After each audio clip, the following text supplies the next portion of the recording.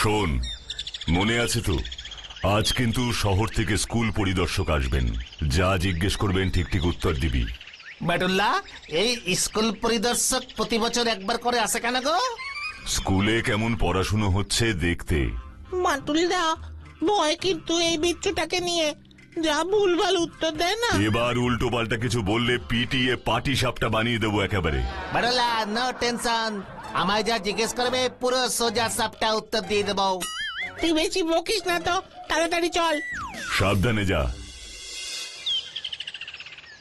ছাত্ররা, ইনি হইলেন মহামান্য স্কুল ইন্সপেক্টর শ্রী হরিমাধব পুরকাইত। উনি তোমাগো কিছু প্রশ্ন করিবেন, দয়া করিয়া সঠিক উত্তর দিয়া স্কুলের সম্মান রক্ষা করিবে। ঠিক আছে স্যার। বাহ বাহ বাহ, বেশ বেশ, ভালো ভালো, খুব ভালো। স্যার, সত্যি সব ভালো। এই রে, তাই বুঝি? তা বলো তো বালক, বরফের দেশের 5টি প্রাণীর নাম। এ তো খুব সোজা স্যার, বইতে ছবি আছে। আগে স্যার, সিল মাছ। 5টি প্রাণীর নাম করো, এটা তো একটা হলো। তাহলে স্যার 5টি সিল মাছ। কি? কি? কেন স্যার, ভুল হলো? তুমি দেখছি বেড়ে চালাক ছেলে। সবাই তো তাই বলে। বাহ বাহ, তাই বুঝি? দেখি দেখি তোমার বুদ্ধির দৌড় কতটা। বলো তো ভাইয়া, পৃথিবীর আকার কি রকম? এ বাবা, এটাও তো খুব সোজা। পৃথিবীর আকার হইল 4 কোণা। এই যে হেড স্যার মশাই, আপনার স্কুলে বুঝি এসব শেখানো হয়? আগে না স্যার, মানে হ্যাঁ, মানে না, বিশু। হতচ্ছাড়া, পৃথিবীর আকার চৌকো, তোকে আমি হিমালয় থেকে ছুঁড়ে ফেলবো।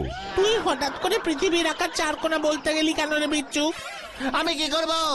এর আগে গোল লম্বা 3 কোণা লিখে লাড্ডু পেয়েছি, বাকিটা শুধু 4 কোণাই আছে, তাই তো এটাই বললাম। এটাও ভুল। যা। বাচ্চু, উজবুকটাকে এক্ষুনি আমার চোখের সামনে থেকে চলে যেতে বল। যা বলছি। এই তো যাচ্ছি বাটুল্লা। একবার বিদায় দে মা, ঘুরে আসি। হাসি হাসি পরব হাসি মা, দেখবি ভারত বাসি। একবার বিদায় দে মা। আরে নসুদা, তুমি? গটু বাটুলদার কাছে যাচ্ছি রে ভাই। একি, তুমি এমন হাহা করছো কেন নসুদা? এই হাহা ঘড়িটার জন্য আমি গেলাম রে ভাই। কেসটা ইন্টারেস্টিং মনে হচ্ছে। নসুদার এই হা হা কেসটা দেখতে হচ্ছে। গো ব্যাক বিচ্ছু। বাটুলদা, আমি ঠিক বলছি, দিস ইজ ভুতুরে ঘড়ি। পরপর 3 দিন ঠিক ভোর 4টের সময় অ্যালার্ম বেজে ওঠে। সে কি বাজখাই আওয়াজ, মনে হয় 500 ভূত একসাথে অট্টহাসি করছে। সে তো ঘড়ির অ্যালার্ম কত রকমেরই আওয়াজের হয়। বেড়ালের ডাক, পাখির ডাক, কুকুরের ঘেউ ঘেউ। তা বলে ভূতের হাসি, তাও নিজে নিজেই। তুমি ঠিক বলছো নসু, একবারও তুমি ভোর 4টের অ্যালার্ম সেট করে দাওনি, ঘড়িটায় নিজের থেকেই অ্যালার্ম বেজেছে। এ কি বলছেন বাটুলদা? ভোরে 4টের সময় আমার তো মধ্যরাত। ওই সময় খামোকা ঘুম থেকে উঠে আমি কি করব? তাহলে ঘড়ির দোকানে দেখাও, কোনো যান্ত্রিক ত্রুটির কারণে হয়তো অ্যালার্মটা বাজছে। বাটুলদা, অলরেডি আমি ঘড়ির দোকানে দেখিয়েছি, ওরা বলল ঘড়িটায় কোনো গলদ নেই। তাও অ্যালার্ম বাজছে। স্ট্রেঞ্জ। স্ট্রেঞ্জ বলে স্ট্রেঞ্জ, টোটাল স্ট্রেঞ্জ। কাল রাতে আমি তো আরেকটু হলেই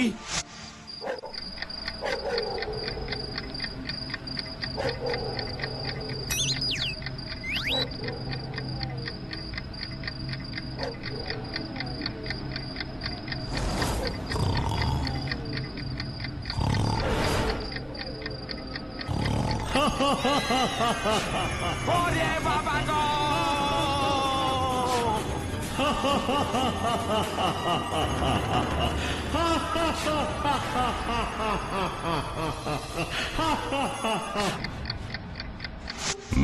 বুঝলাম। তা নসু, এই ঘড়িটা তুমি কোত্থেকে পেলে? ফেরিওয়ালার কাছ থেকে নগদ 20 টাকা দিয়ে কিনেছিলাম। তখন যদি জানতাম। Property of Krishnagarh estate, 1918।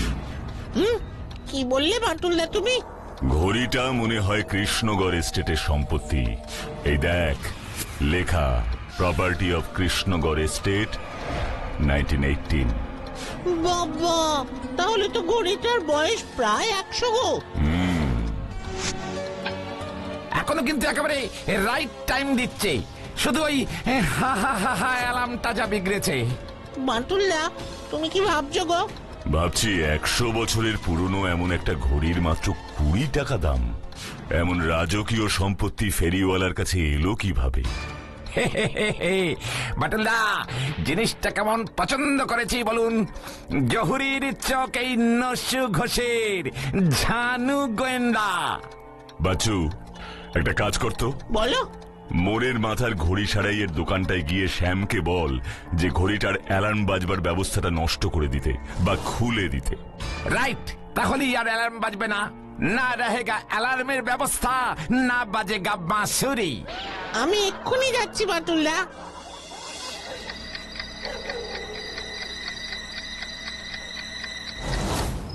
ভাগ্যিস নসুদা ওই ঘড়ি কেসটা বাটুলদার মাথায় ঢুকে দিল, নয়তো আমার 12টা বেজে যেত। ঘড়িটা কিন্তু সত্যি অদ্ভুত রে। ঘড়ির অ্যালার্ম তো আর বাজেই না, শ্যামদা তো অ্যালার্ম বাজার যন্ত্রপাতি সব ঘড়িটার পেট থেকে বার করে নিল। তাহলে আর চিন্তা কি? তাও আমার কেমন যেন লাগছে রে। একটা সিম্পল কেসকে টেনে টুনে ভৌতিক করিস না তো বাচ্চু, ঘুমা এবার।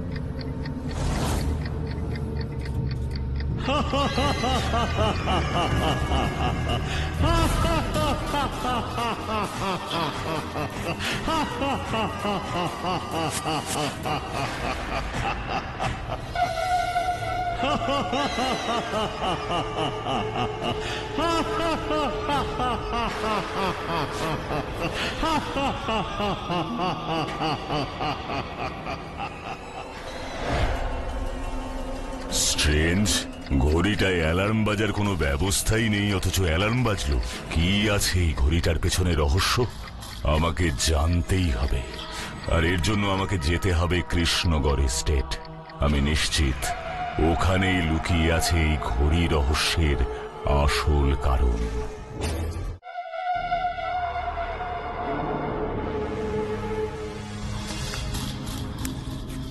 দেখে তো মনে হচ্ছে অনেক দিন এই রাজবাড়িতে কোনো মানুষজনের পা পড়েনি।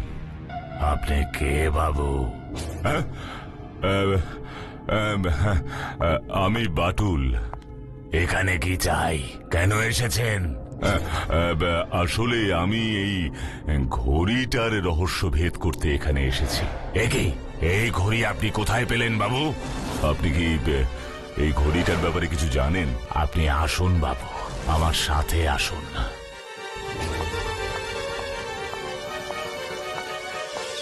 বাবু, আমার নাম বনমালী। 7 পুরুষ ধরে আমরা এই কৃষ্ণগড় রাজ পরিবারের রাজার খাস ভৃত্য হিসেবে কাজ করেছি। আজ থেকে 40 বছর আগে এই কৃষ্ণগড়ের শেষ রাজা সুরজ শেঠের অধীনে কাজ করেছেন আমার বাবা।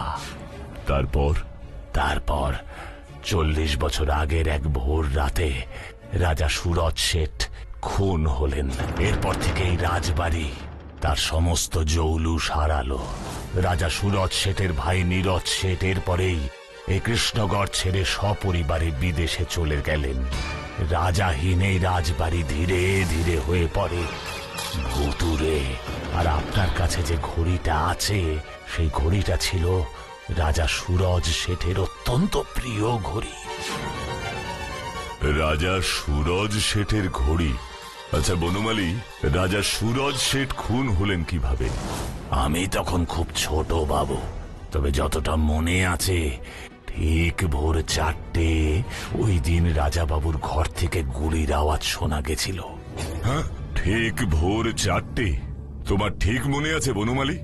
কৃষ্ণগড়ের সকলেই ওই সময়টা জানেন বাবু, কারণ ওই সময় এই ঘড়িটায় ভোর 4টের অ্যালার্ম বেজেছিল।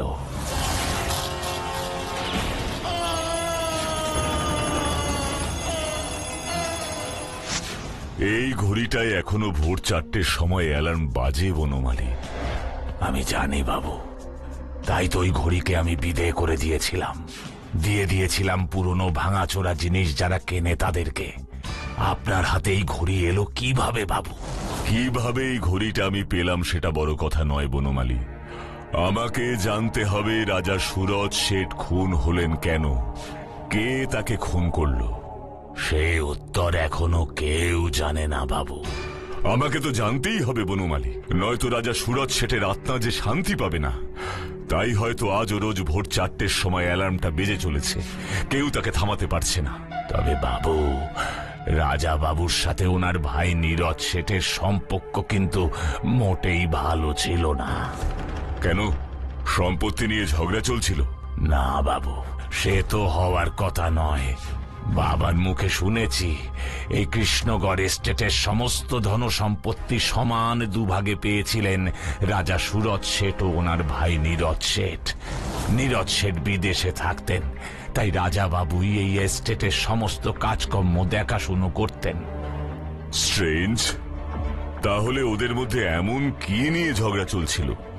একটা কারণ অবশ্য আমি জানি। কি কি সেই কারণ আমায় বলো। সে অতি সামান্য কারণ বাবু। রাজা বাবু প্রতি রাতেই এই ঘড়িতে অ্যালার্ম দিয়ে ঘুমোতেন। সেই অ্যালার্ম কখনো বাজত রাত 1টায়, কখনো বা 2টো, কখনো বা 3টের সময়। শেষ দিন যেমন বেজেছিল ভোর 4টে। আশ্চর্য, রাত 1টা, 2টো, 3টে, এক দিন এক সময় অ্যালার্ম দিয়ে শুতেন কেন রাজা বাবু? কি করতেন অত রাতে উঠে? জানি না বাবু, তবে এই অ্যালার্মের আওয়াজে নীরজ শেঠের ঘুমের ব্যাঘাত হতো। উনি বারবার ওর দাদা রাজা সুরজ শেঠকে এ ব্যাপারে বলেও ছিলেন। সামান্য অ্যালার্ম বাজা নিয়ে দুই ভাইয়ের মধ্যে একদিন প্রায় হাতাহাতি পর্যন্ত হয়েছিল। আশ্চর্য। তবে নীরজ শেঠ প্রায়ই নাকি রাজাবাবুকে শাসাতে নেই বলে যে সে যা চায় সেটা ও নিয়েই ছাড়বে। নীরজ শেঠ তবে কি চাইতো? কি এমন সেই জিনিস? রাজাবাবুই বা এমন অদ্ভুত ভাবে রোজ ঘড়িতে অ্যালার্ম দিয়ে রাখতেন কেন? বনমালী, এই রহস্য যে আমাকে জানতেই হবে। রাজাবাবু যে ঘরে খুন হয়েছিলেন সেই ঘরে আমাকে নিয়ে চলো তো বনমালী। আজ রাতটা আমি ওই ঘরেই থাকবো। এ আপনি কি বলছেন? হ্যাঁ বনমালী, আমার মনে হচ্ছে এই সমস্ত রহস্য লুকিয়ে আছে ওই ঘরেই আর এই ঘড়িতে।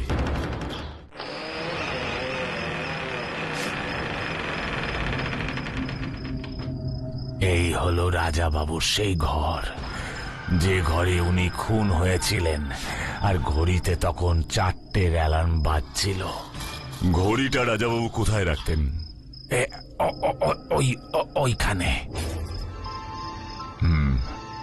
ঠিক আছে বনমালী, তুমি এখন যাও, ঘরের দরজাটা বন্ধ করে দিয়ে যাও।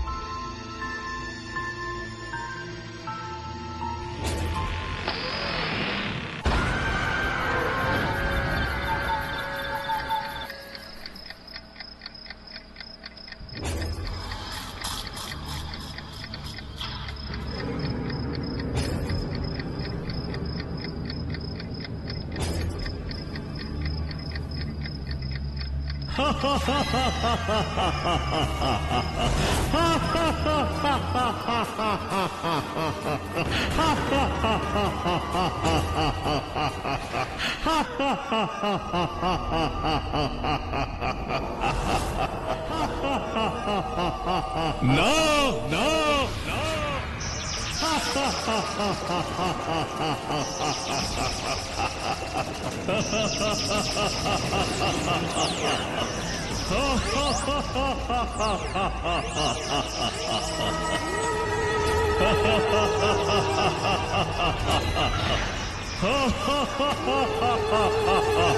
এই ঘড়ি কেউ নষ্ট করতে পারবে না, কেউ পারবে না।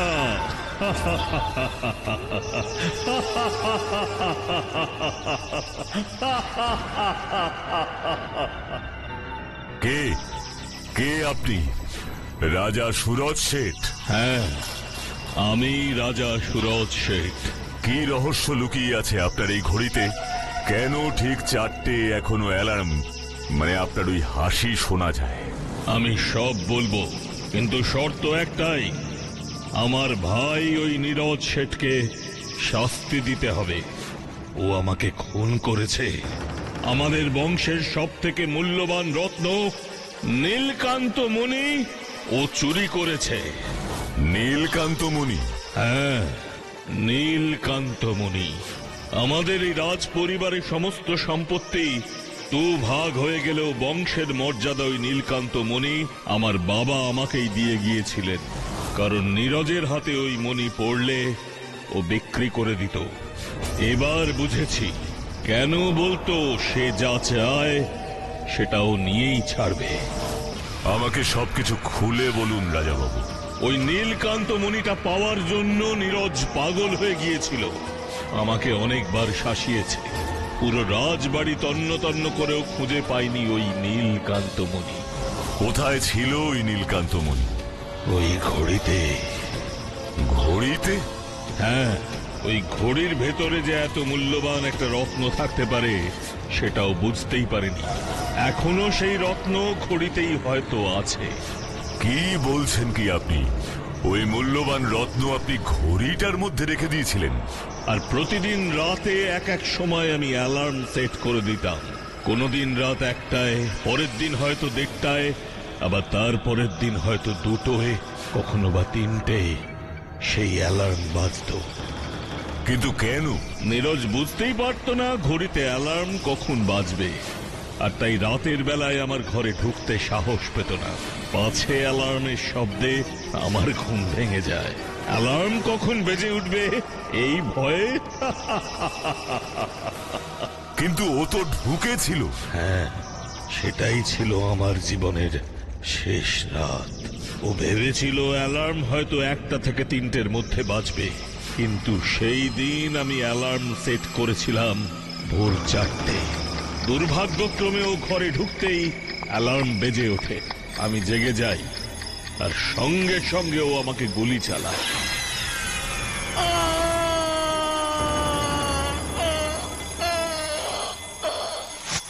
ও ও মাই গড! আর ওই রত্নটা? ওই ঘড়িতেই আছে। কোথায়? কোথায়? এখন দেখছি 5টা বাজতে 5 মিনিট বাকি। মানে? আর 5 মিনিট অপেক্ষা করুন।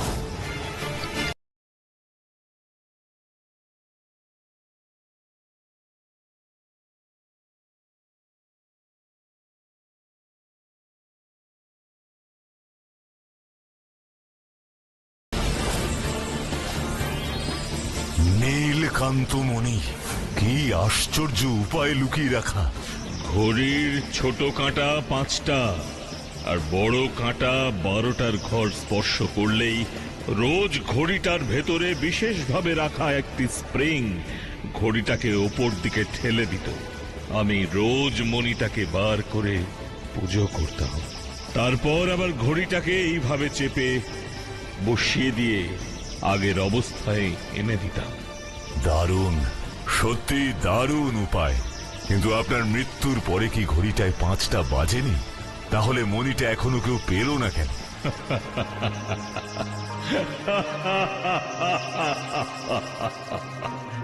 এতদিন ধরে মণিটাকে রক্ষা করেছি আমি। কিভাবে? এই চাবি হলো আসল। এই চাবি দিয়ে বন্ধ থাকতো নীলকান্ত মণির এই গোপন কুঠুরি। প্রতিদিন ভোর 5টায় এই চাবি ঘুরিয়ে এই ঘড়ি থেকে নীলকান্ত মণিকে বের করতাম আমি। এটাই ছিল আমার অভ্যেস। সত্যি অবাক হতে হয়, অদ্ভুত এই ব্যবস্থা। 1918-র এই ঘড়ি আমার বাবা নিয়ে এসেছিলেন সুইজারল্যান্ড থেকে। সেটাকেই আমি আর একটু পাল্টে নিজের মতো করে নিজের কাজে লাগিয়েছিলাম। মণিটাকে রক্ষা করতে পেরেছি, কিন্তু নিজেকে পারলাম না। ওই নীরজ শেঠকে আমি ধরে শাস্তি দেব রাজাবাবু। তার আগে আমি এই মণি আপনাকে দিতে চাই। আশা করি সরকার এটাকে সংরক্ষণ করবে। নিশ্চয়ই।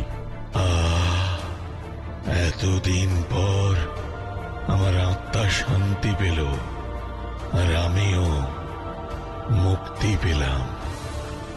মুক্তি, মুক্তি, মুক্তি।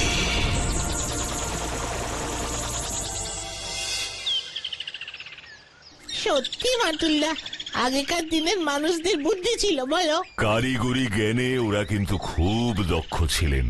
সূর্য ঘড়ি, হাওয়া মহল, ভুল ভুলাইয়া সমেত কত অবাক করা জিনিস তো সেই কত বছর আগেই তৈরি হয়েছিল, যা এখনো আমাদের কাছে বিস্ময়।